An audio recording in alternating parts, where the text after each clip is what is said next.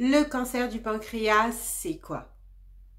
Pour le cancer du pancréas, pourquoi ça fait peur à tout le monde, au fond? Ça fait peur parce que c'est un cancer fulgurant. Ça va très vite, il y a énormément de décès. Le nombre de décès augmente.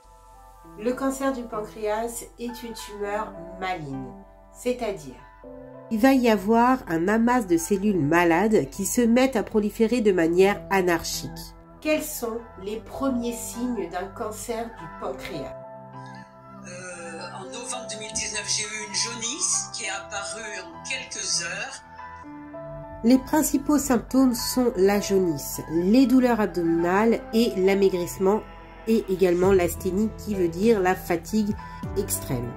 Les signes apparaissent tardivement dans l'histoire de la maladie, ce qui explique que le diagnostic soit souvent posé à un stade avancé. Quelle est la durée de vie d'une personne souffrant d'un cancer du pancréas? Le cancer du pancréas fait partie des cancers au pronostic le plus pessimiste, avec un taux de survie de seulement 5% à 5 ans. Les chances de survie ou les chances de guérison sont faibles. Seule la chirurgie possible pour 20% des patients associés à la chimiothérapie peut entraîner la rémission de ce cancer. On peut guérir du cancer du pancréas. Les chiffres de guérison sont encore relativement bas. Ils sont de l'ordre de 6 voire 7%, mais cela n'est pas impossible. À quel âge le cancer du pancréas est plus déclaré? Les personnes les plus touchées sont les personnes de plus de 55 ans environ, mais cela va dépendre de plusieurs facteurs.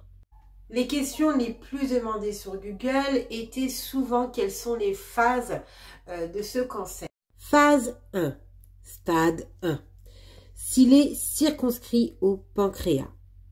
Stade 2, s'il touche les organes proches, voire les ganglions.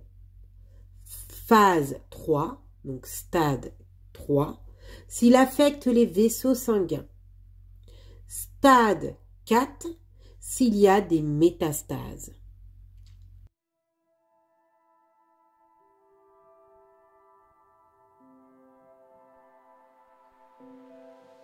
Qu'est-ce qui va abîmer le pancréas? Ce qui va abîmer le pancréas le plus souvent, ça va être l'abus d'alcool. Les médicaments, une chute sévère de tension, une intervention chirurgicale, les facteurs aussi auto-immunes, tabac, etc. Pourquoi ce cancer est-il foudroyant? Lorsque le diagnostic est tombé grâce à diverses prises de sang, analyses, etc., en général, ce cancer-là est à un stade avancé. L'évolution accélérée est due à une forte instabilité génétique qui permet aux cellules cancéreuses pancréatiques d'acquérir très rapidement les mutations dans certains gènes qui permettent tout simplement d'envahir l'organe et se répandre sous forme de métastases. Fait observé au niveau des selles. Et oui, on retrouve aussi un certain bouleversement au niveau des selles, notamment des diarrhées sur certains patients dont un canal biliaire est bloqué. Les selles peuvent avoir aussi la couleur de l'argile. Les traitements. La chirurgie est le seul traitement potentiel curatif du cancer, mais elle n'est envisageable que lorsque la maladie a été diagnostiquée à un stade de développement précoce. Dans tous les autres cas, la chimiothérapie, seule ou en association à la radiothérapie, est préconisée. Il faut savoir que le traitement du cancer doit toujours être adapté aux patients selon l'âge, les antécédents médicaux et chirurgicaux, son état de santé global ainsi que le profil de la tumeur, la taille, la localisation, etc. Au niveau de la chirurgie, c'est le traitement de référence qui consiste à retirer la tumeur. L'opération chirurgicale n'est envisageable que si la taille, la localisation et l'état général du patient le permettent. C'est le cas pour 10 à 20% des cancers de pancréas exocrines. Au niveau des caractéristiques propres à la tumeur, si elle est très évoluée localement, si elle est positionnée trop à proximité de vaisseaux sanguins ou si les métastases ont été décelées, l'opération n'est pas proposée. En pratique, seules les tumeurs peu avancées peuvent être opérables. Dans ces cas, la chirurgie est presque toujours suivie d'une chimiothérapie.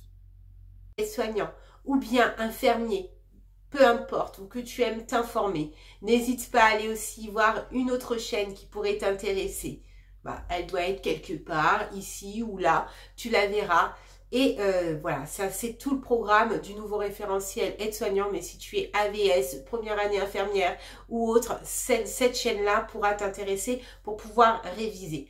En tout cas, j'espère que cette vidéo t'a beaucoup plu, t'a beaucoup servi. Et je t'invite à t'abonner, à partager.